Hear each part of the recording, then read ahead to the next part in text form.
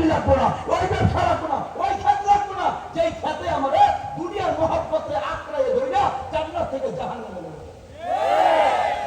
ব্যবসা লাগবো, কিন্তু ব্যবসা করতে গিয়ে নামাজ ছুটে যায়, ওই ব্যবসায় তো ঠিক মারি। চাকরি লাগবো, চাকরি করতে গিয়া নামাজ ছুটে যায়, ওই চাকরি বা লাচ্ছি বাড়ি কত করে না। এবার কোন রিজিকের মালিক কে? রব পায় 5 ওয়াক্ত নামাজ ইহতিমামের সাথে গুরুত্ব দিয়ে আদায় করবে। আমি আল্লাহ তাআলা দুনিয়াতে 5টা পুরস্কার দেব। সর্বপ্রথম পুরস্কার, যে রিজিকের জন্য মাথার ঘাম পায়ে ফেলাইয়া এত মেহনত করে, আমি আল্লাহ ওই রিজিকের পেরেশানি দূর করে দেব। আল্লাহ এটা নামাজ পড়ো দূর করে দিব। আর উনি নামাজটা করুন কি, আমি কামাই করে নেব। আল্লাহটা মানি না দুনিয়াটা মানি? বোঝে না। আল্লাহটা মানি না দুনিয়াটা মানি? দুনিয়া মানি তো। রব পায় নামাজ পড়ো, হাইয়া আলাল সালাহ, আসো নামাজের দিকে, হাইয়া আলাল ফালাহ, আসো কল্যাণের দিকে। নামাজের মধ্যে তোমার কল্যাণ, নামাজের মধ্যেই তোমার সুস্থতা, নামাজের মধ্যেই তোমার রিজিক, নামাজের মধ্যেই তোমার ঈমান, নামাজের মধ্যেই তোমার সুস্থতা, যা আছে সব নামাজের মধ্যে। রব পায় নামাজের দিকে আইলে আমি তোমারে দিমু, সে নামাজই ভরে না। কথা বলে 8টায় দোকান খুলছে, রাত 10টায় বন্ধ করে। আরে খোদা, নামাজের খবরই নাই, এখানে দোকানদারির জন্য ব্যস্ত। রব পায় দুনিয়া করো টুকটাক, আখেরাত রাখো ঠিকঠাক। আমি তোমার আখেরাতের কামাই করতে দুনিয়ায় পাঠাইছি। দুনিয়ায় কি খাইবা না খাইবা, কেমনে থাকবা, কই থাকবা, এই টেনশন বন্ধা তোমার নয়, এই টেনশন আমি রবের। কিন্তু তোমার আখেরাত কেমন হবে, তোমার কবর কেমন হবে, তোমার মওত কেমন হবে, হাসর কেমন হবে, মিসাল কেমন হবে, তুমি পুলসিরাত কেমনে পার হবা, এই চিন্তা বন্ধা তোমার তোমার তোমার। এইবার কোন দুনিয়ার এই চিন্তা আমার? কথা বলে না। আজকে যে আপনাদের এখানে রিজিক খাইলাম, এই দেশে আর বক্তা নাই, আমারে দাওয়াত করলেন কেন? আপনি আমারে দাওয়াত করেন নাই। আমার রিজিকে আমার টাইম এই জায়গায় রয়েছে, আমার রিজিকে রয়েছে।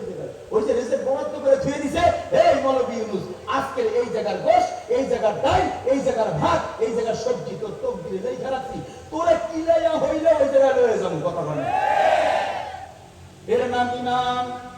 বল কদরি খাইরি ওয়া শাররিহি মিনাল্লাহি তাআলা।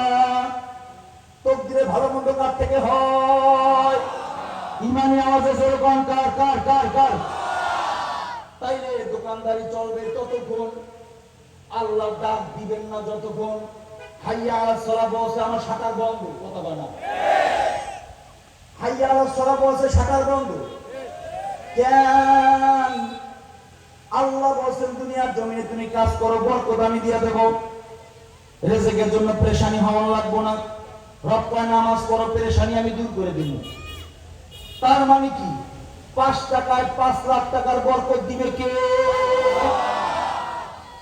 এক লোক 5 লাখ টাকা ইনকাম করে, 3 লাখ টাকা ঔষধে চলে যায়, 1 লাখ টাকা অন্য অন্য খরচ হয়ে যায়, বাসা ভাড়া বিদ্যুৎ বিল সব মিলে আর 1 লাখ টাকা যায়, আরো 50,000 ঋণ হয়ে যায়। ইনকাম করলো 5 লাখ, খরচ 5.5 লাখ। কথা বলে না। আর একটা লোক ইনকাম করছে মাত্র 10,000, মাস শেষ 1,000 টাকার জমা আছে, শান্তি কার বেশি? কথা কয় না, কথা কয় না, শান্তি কার বেশি? এক মাহফিলে গেলাম, এক রিক্সাওয়ালা অনেক দূর থেকে এসে বয়ান শোনার লেগে, তো রাত তো অনেক, খানা দানা আমার সাথেই খাইছে। খাওয়ার পর হুজুর আমি যাই, ওই যাইবা ও অনেক দূর বাড়িতে যাইবা কেমনে? হুজুর হাই চাইতেছে জন্য। আমি চিন্তা করলাম এত রাত্রে একা যাওয়া, এটা তো সুন্নতেরও খেলাফ, প্রতিমধ্যে বিপদে তো হইতে পারে। জরুরত আছে কোনো না, ওই তেমন কোনো জরুরত নেই, তো থেকে যাও আমার সাথে। ফজরের নামাজের পরে যখন সূর্যটা উঠবে পরিষ্কার হবে, তখন হাইতে যাইও। হুজুর আপনার যখন বলছেন তাহলে হাইতে যাই। কই থাকুন, আসো এক জায়গায় থাকি। তো আমাকে এক জায়গায় বিছানা দিল, ওরে আরেক জায়গায় বিছানা দিল, একই রুমের ভিতরে। আমি তো সবাই যাওয়ার পরে আমি তো ফ্রেশ হইতেছি, ওযু করতেছি, বেরোই দেই, হে যেই কাদার নাক বাইরে গেছে, পুরা মনে হয় যেন এটা 27 টন একটা টিরা পুরা রোড লইয়া ইঞ্জিন ভাড়াই যাইতেছে, এমন ভাবে নাক ডাকতেছে। আমি ওর দিকে তাকায় চিন্তা করলাম, ও কেন নাক ডাকে? ও টেনশন নাই, আগামীকালকের কিস্তি দিতে হবে, টেনশন ওর নাই, ব্যাংকের লোন আছে, এই টেনশন ওর নাই। আমার আগামীকালকে 50,000 টাকা লাগবে, টেনশন ওর নাই। জিগাইলাম কি করো, রিক্সা চালাও।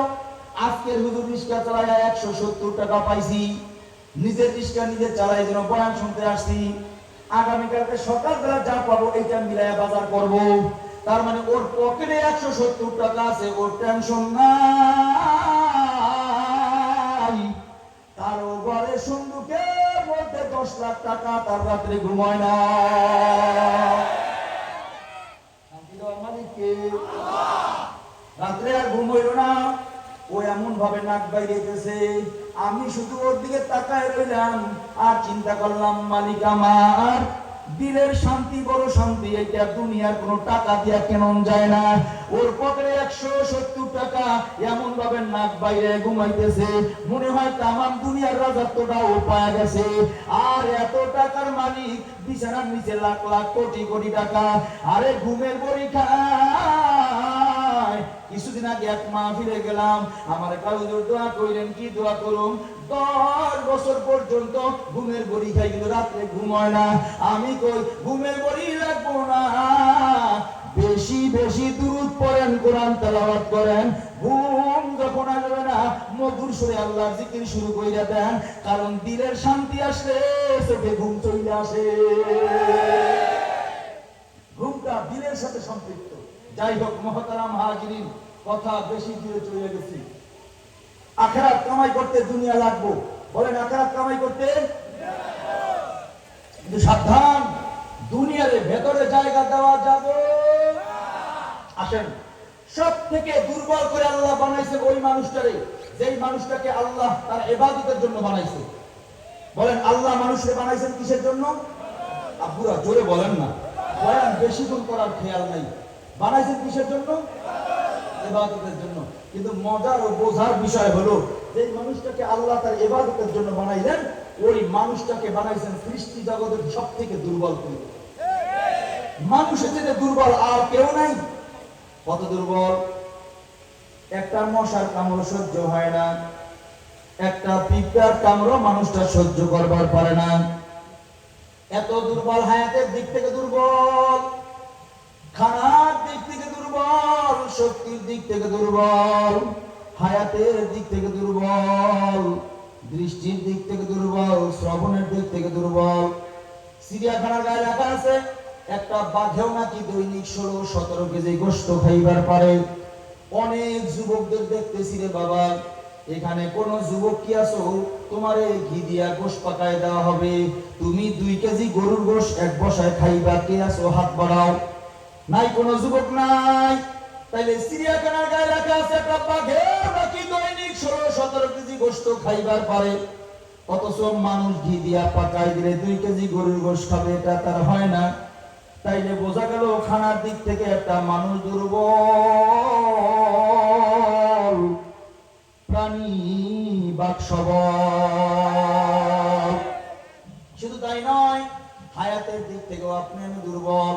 গুইসাপও নাকি 750 বছর পর্যন্ত হায়াত পায়, একটা জিনো হাজার হাজার বছর হায়াত পায়।